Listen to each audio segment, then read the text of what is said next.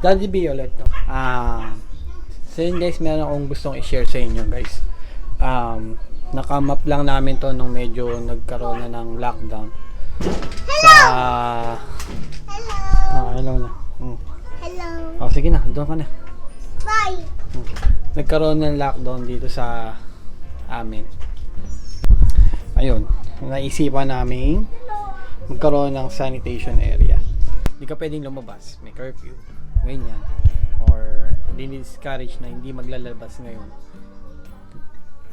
Pero kasi kailangan mo pa rin lumabas.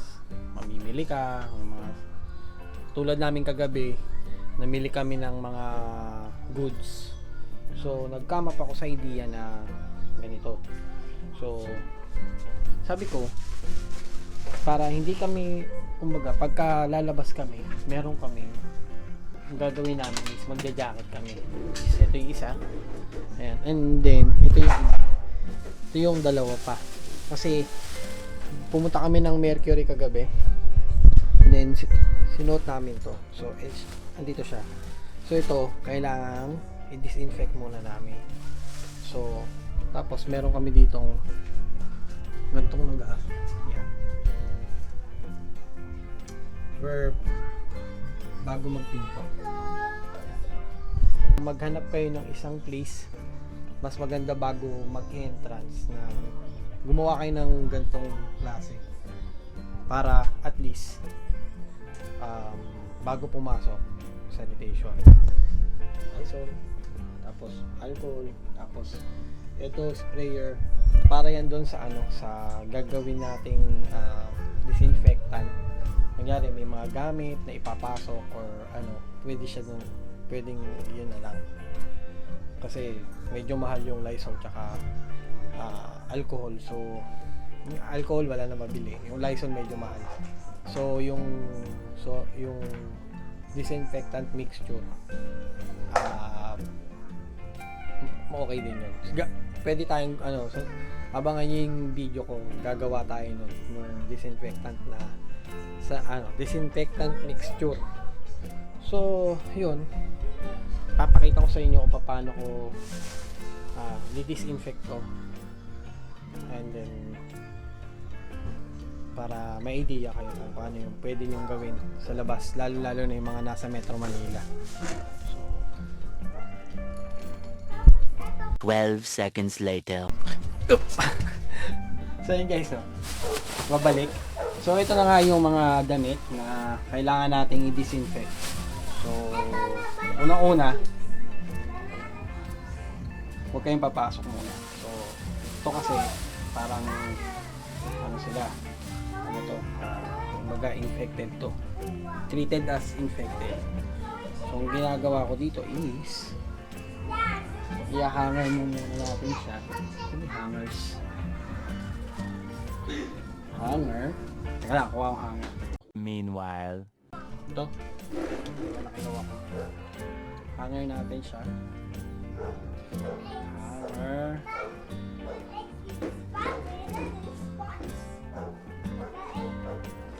Then, mo siya ito, disinfectant spray.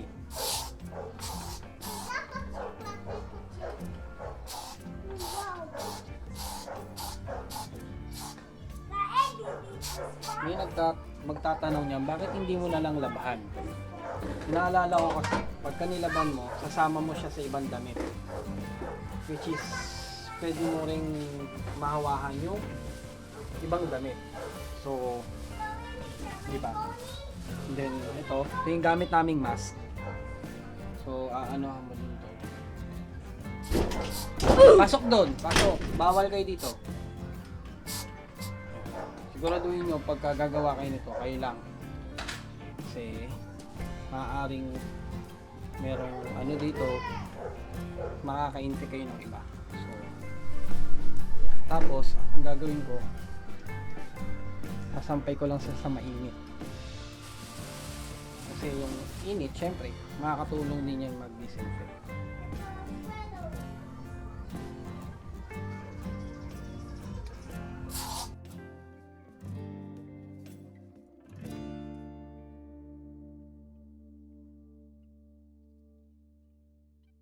magagamit mo pa to.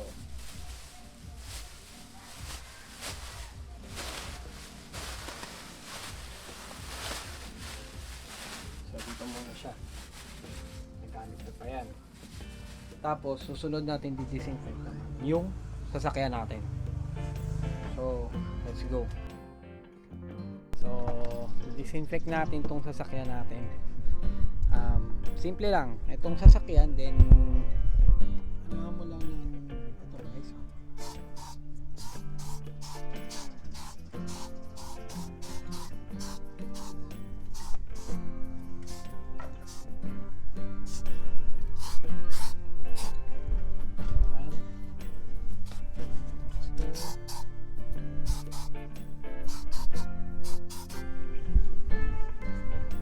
Tapos mahawakan.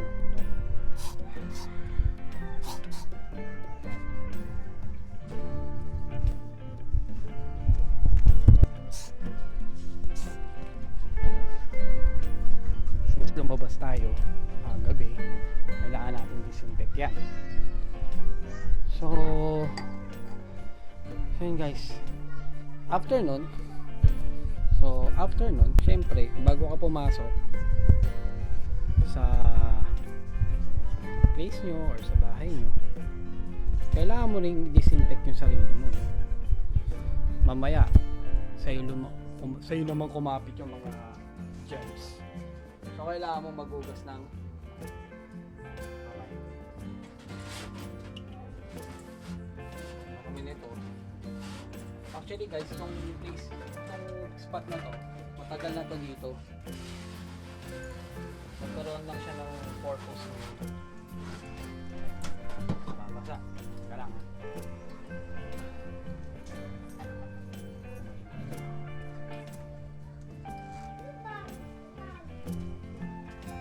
So magkaroon lang siya ng purpose.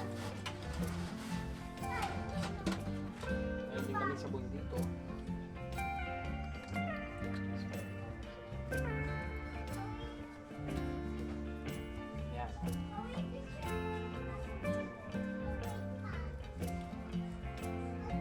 Kamay.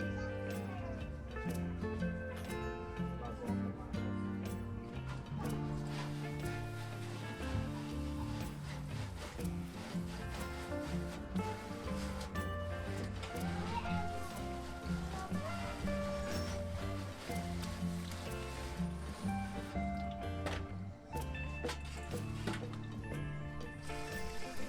Labas na.